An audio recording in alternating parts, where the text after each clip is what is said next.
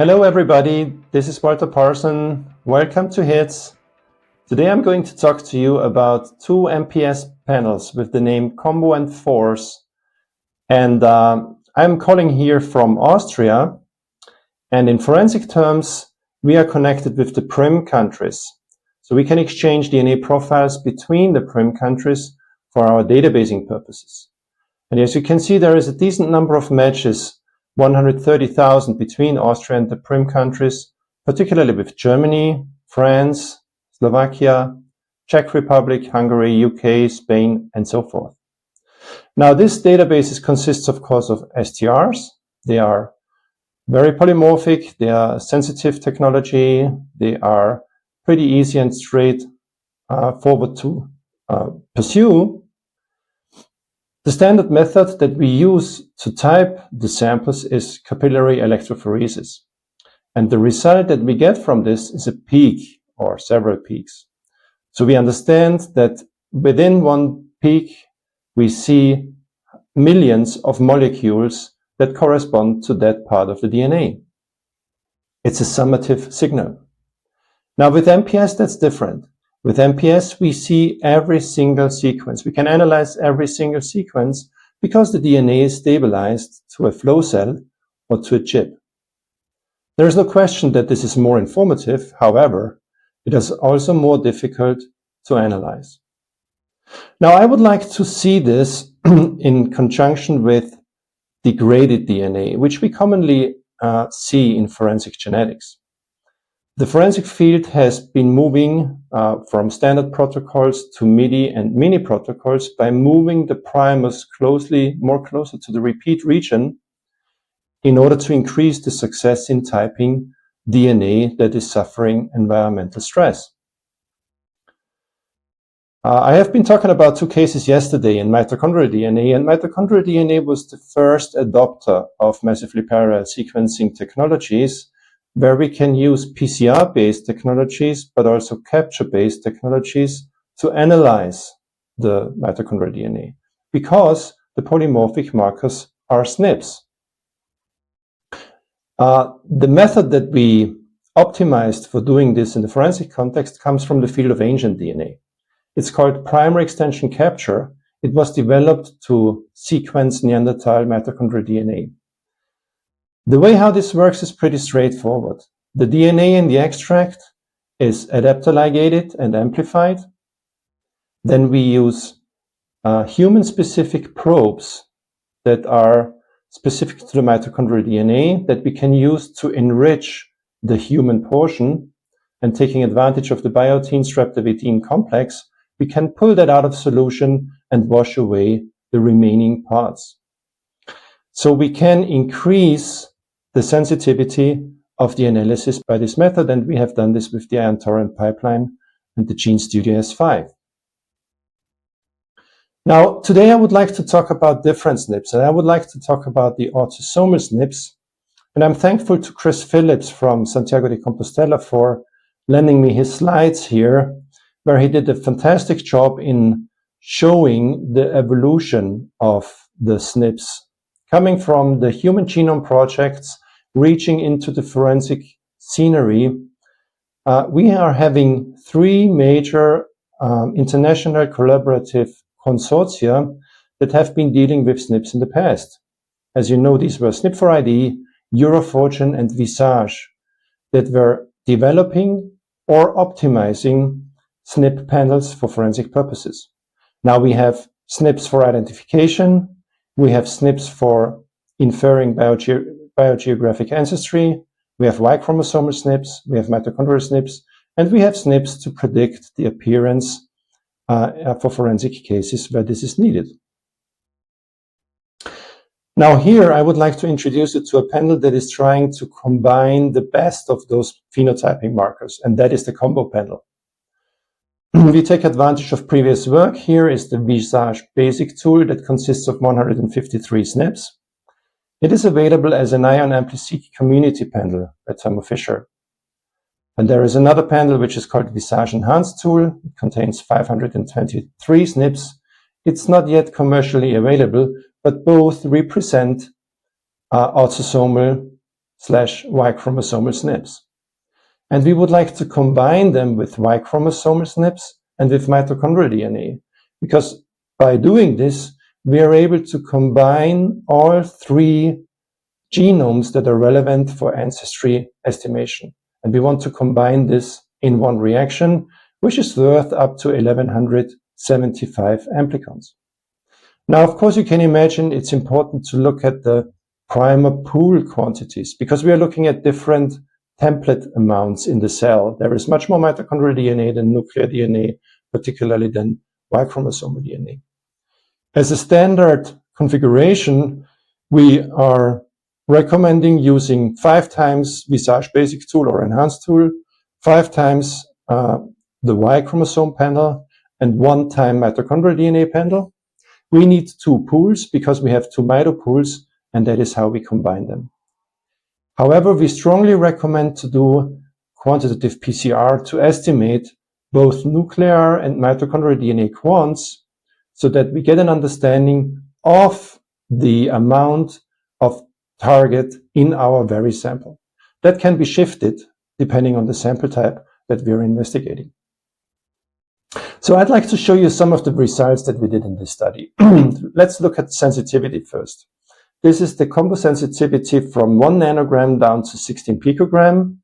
And in this plot, you have green colors for the Visage basic tool, the red color for the Y chromosome panel, and the blue color for the mitochondrial DNA panel. And as you can see here, the signal is decreasing as expected. We have an average read depth for nuclear SNPs for 5,000 and mitochondrial SNPs for 3,000 for 1 nanogram. And that is getting lower down to 500 reads for the nuclear SNPs and less than 300 reads for the mitochondrial SNPs. And that is expected. We get full mitogenomes down to 250 picogram of DNA in that complex. We see only small gaps, so these are almost full mitogenomes down to 62 picogram, and we get some partial mitochondrial genomes down to 16 picogram. So that is slightly less successful than we would see if we had amplified the mitochondrial DNA panel alone, but it's still fairly good. At the lowest concentration of 16 picogram, there is only 58 of those 1,000 SNPs that come with a read depth below 100. And if we look at concordance, and please note that the Y chromosome axis here runs from 95% to 100%, we have more than 99% correct genotypes even at the lowest concentration of 16 picogram of input DNA. There are a very few allele dropouts and no calls, as expected with this small amount of DNA. However, we need to appreciate we have low-performing markers. They are even low-performing in the original sets without multiplying in the panel. And that can be due to failed amplification, that can be due to strand bias or base misincorporation. Let's look at casework. We have mock casework sample here. These are the GetNap casework samples, and you can see the females don't contain the Y portion and the males have both the autosomal and the Y portion. This is only showing the nuclear SNPs of the combo here. We were looking at sex specificity, so we were using female samples to see if they show any Y background, which is not the case. And we were looking at species specificity, and it's basically the primates that expectedly give signals with this panel. If we look at mitochondrial DNA from the same reactions, just different plots, we do see nice amplifications and sequencing results for the mock casework samples and for the sex specificity. And we do see some background signal in species specificity, for example, in dog and horse, which has been established before, and which is the background of this reaction regarding the species. Here are some HID applications. We were looking at bones. We got bones from Sarah Doll. I was talking about this collaboration yesterday in our cases.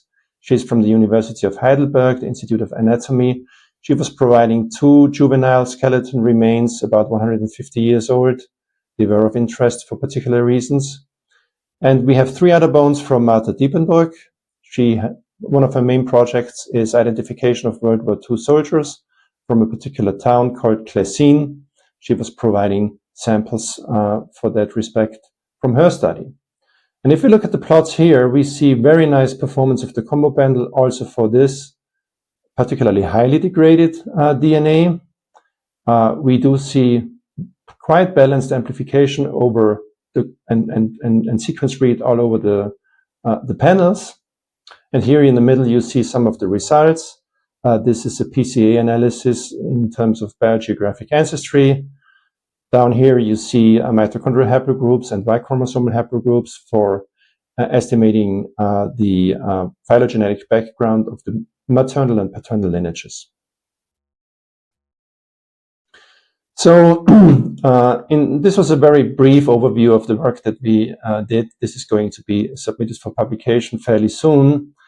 Apparently, the combination of autosomal, Y chromosomal, and mitochondrial DNA markers in a single run does work. We need 2 amplifications, but it works despite the different copy numbers of autosomal Y and mito in a cell. That is important because it saves limited DNA from evidentiary samples. We recommend DNA quantitation because it's supporting the choice of the balanced primer concentrations. The assay is pretty stable down to DNA worth a few cell equivalents, and it also yields successful results for casework samples and for old and degraded samples. We have some low-performing markers that we need to take into consideration. They can either reduce the discrimination power or they can reduce the prediction estimates. The lab workflow is pretty straightforward.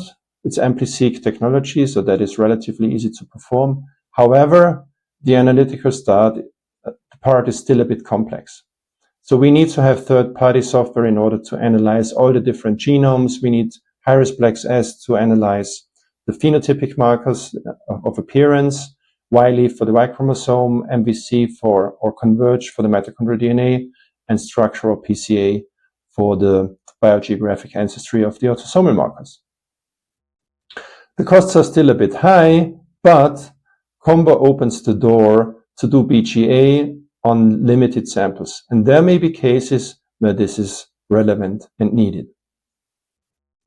Now, changing gears here, I would like to introduce you shortly to another panel that we are working with, and that's the FORCE panel. It has been developed by Andreas Tillma and the group of Shala Marshall at AFDIL. It's an all-in-one SNP marker set, as they say, for investigative genetic genealogy leads and for forensic applications. Here on the left side, you see the SNP markers and their purpose. They are not using any disease markers. They use IgG-compatible markers, and they're able to identify 4th-degree relatives with this set. It has been developed on an Illumina platform using 20,000 baits. The method is very similar to what we saw with the primary extension capture. It uses capture technology to increase the specificity. They were basically using it on control DNA, reference quality samples, and on bones. They found a high degree of concordance, which was appealing to published data. There was a collaborative study going on, an interlaboratory study that the authors took care of, and they presented the results of this study, which were preliminary results at the 12th haploid marker meeting last year. Here is a YouTube video that you're very invited to look at to show the results and to see more details about this panel. The interesting part is that many laboratories that took place here used different technologies to see how the FORCE panel would work in the different laboratories. Now, we wanted to adapt the FORCE panel to the ion torrent workflow. And the way how we did this is we were preparing our libraries with the ion plus fragment library kit. We were using different cycle numbers for PCR. I'm coming back to this in a minute. There is the FORCE MyBaits kit from Daisel Arbor Biosciences that can be used for this purpose. The DNA is then amplified with the Platinum PCR Supermix High Fidelity kit, and the libraries are quantified with the quantitation kit and pooled to 30 picomolar or what we have in this particular sample. Template preparation and chip loading was done using the ancestry system, and this was run on an Ion Gene Studio S5 system. Now, we were trying to take it a bit further, and in addition to reference samples and bones, we were trying to look at hair shafts, which is probably the most demanding sample that we can look at in forensic purposes. For the reference sample 2800M, we only used 1 nanogram, while the authors were recommending 10 nanograms. So we do see an 88% partial profile with high concordance. We do see some allele dropout and a little bit of allele drop-in. For the buccal samples of 2 volunteers who provided hairs, we see about a 65% partial profile. Again, it's only 1 nanogram, so there is room for improvement here. With the standard hybridization protocol in hair shafts, so we tried to capture nuclear DNA in hair shafts. With the standard protocol, we didn't get above 1%. But we tried to improve this by either increasing the cycle number and or putting a second round of hybridization. And then we were able to achieve at least a 6% partial and a 17% partial profile in these hair samples. It's still very low, but remember, it's nuclear DNA of a hair shaft. And finally, we were looking at a bone sample. This bone sample is 800 years old, so it's very degraded. It contained about 0.1 nanogram of bone DNA, and we were using about less than 2 nanogram full amount for the experiments that we did, and it resulted in a 71% partial profile. Now let's look at the concordance here. And as you can see in the hair samples, this is where we were able to check for concordance. We do see allele dropout. The concordant rate is about 60 to 70%. The improve or the gain in success rate is coming with the price of allele dropout and discordant profiles, which is a result of the stoichiometric effects that we see here with these very low amounts of DNA. So the preliminary conclusions that we have is that in general, the transition from an Illumina-based protocol to Ion Torrent was successful. We used optimization steps to increase PCR cycles in 2 hybridizations. They improved the results significantly in terms of gain. We still do see dropout and low read depth for 1 nanogram samples. We need to fix this, and I think this could be fixed. We see low read depth, and that leads to loss of discrimination power or limited prediction. So we need to take this into consideration when looking at such technology. Hair shafts contain very limited DNA, nuclear DNA. With the standard protocol, we got only very few calls, but the increase of cycle number and hybridizations resulted in 300 to 900 markers, which could be helpful information in a forensic case. It's probably difficult to get predictions, but we could have important information that could help in a case. But we need to be aware of the possibility of discordant calls. So alternative technologies, probably shotgun, would be more promising for hair shafts. It seems to be the case that the majority of hair shafts just don't include enough nuclear DNA in order to run a panel with this technology. The bone samples performed pretty well. Even they were old and degraded, they performed as well as the reference buccal samples. So we certainly need to get a bit more experience and plan further optimization. But it could be a promising tool because it's an all-in-one assay that takes SNPs to a level where we can use it for multiple purposes. And that is exactly what our toolbox in forensic genetics requires. I would like to thank Tina and Kat. They were and are brilliant scientists, both in the laboratory and in analytics. They have been working on these 2 panels for the past years. I would also like to thank my colleagues at the Institute of Legal Medicine in Innsbruck. Thanks for listening to this presentation. Enjoy the rest of HITS, and if you have any questions, I'm here trying to answer them. Thank you very much.